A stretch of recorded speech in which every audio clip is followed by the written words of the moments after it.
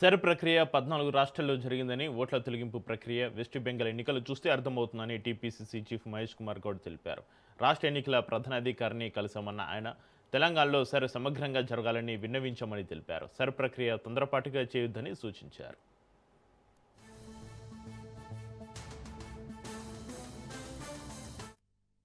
దాదాపు 14 రాష్ట్రాల్లో ఎస్ఐఆర్ జరిగింది ఇప్పటివరకు.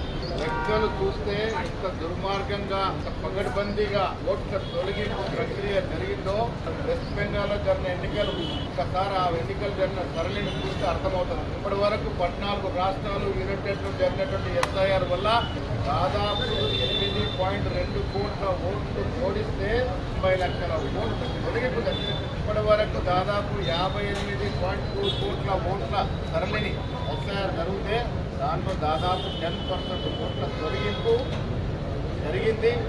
దాని కారణంగానే వెస్ట్ బెంగాల్లో రాజకీయ సమీకరణలు మారి అధికారులకి రావాల్సిన పార్టీలు రాకుండా పోయినాయి. బెంగాల్లో దాదాపు 90 లక్షలకు పైగా ఓట్లు తగ్గిస్తే 60 లక్షల ఓట్లు గత చేయలేదు. అక్కడ గెలిచిన పార్టీకి ఓడిన పార్టీకి కేవలం 30 లక్షల ఓట్ల తేడానే ఉంది.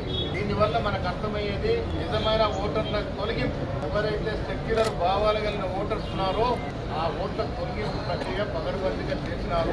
ఇది తెలంగాణలో జరగకూడదని కమిషన్ని వారికి మెమోరాండం ఇచ్చి వారి ద్వారా కేంద్రానికి పంపే విధంగా మేము కొన్ని విన్నపాలు చేశాం. దాంట్లో ముఖ్యమైనవి ఈ రాష్ట్రంలో రేపో మాపో ఎన్నికలు లేవు. ఎస్ఐఆర్ ప్రక్రియ ఇక్కడ ఎన్నికలు లేవు కాబట్టి దాదాపు సంవత్సరాల పాటు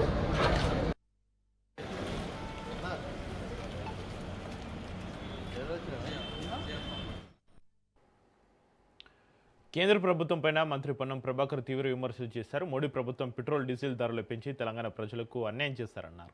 ఎన్నికలు పూర్తయి ఇంకా ముఖ్యమంత్రులు ప్రమాణ స్వీకారం చేయకముందే పెట్రోల్ డీజిల్ ధరలు పెంచారని విమర్శించారు. బండి సంజయ్, కిషన్ రెడ్డిలు సమాధానం చెప్పాలన్నారు. యుద్ధం కారణంతో ప్రజలకు భారం పడే ఛార్జీలు వెంటనే తగ్గించాలని డిమాండ్ చేశారు.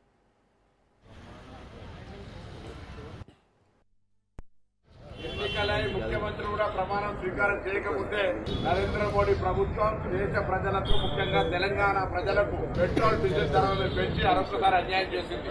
ఈ సందర్భంలో కిషన్ రెడ్డి గారు, బండి సంజయ్ గారు ఎన్నికలకు ముందు అనేక సందర్భాల్లో పెట్రోల్ ధరలు పెరిగాయని 10 సార్లు ప్రెస్ కాన్ఫరెన్స్ చేశారు. ఇవాళ నరేంద్ర మోడీ ప్రభుత్వం పెట్రోల్ ధరలు పెంచింది.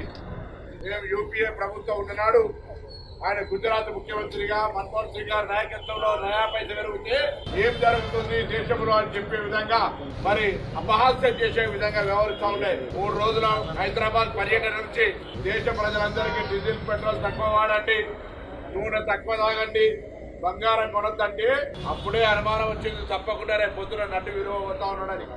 ఇవాళ మనిషి అబద్ధాలు, దురదృష్టకరమైనటువంటి మోసకారిగా ప్రజల జేబులను, ఎందుకంటే 6 నెలల స్టాక్ ఉందని చెప్పినారు. ఇలా యుద్ధంలో కారణం చూపెట్టే ప్రయత్నం చేస్తారు. యుద్ధం ఇవాళ రాలే, యుద్ధం ఎప్పటి నుంచో ఉంది. కానీ ఇలా ప్రజలకు మోసం చేసి భారం పడేటువంటి పెట్రోల్ డీజిల్ ధరలను ఎవరు కాంగ్రెస్ పార్టీకి అందరం కూడా గట్టిగా వ్యతిరేకిస్తా ఉన్నాం. భారతీయ జనతా పార్టీ స్పందించి జవాబు చెప్పి భూమికి రాయాలని కూడా డిమాండ్ చేస్తా ఉన్నాం.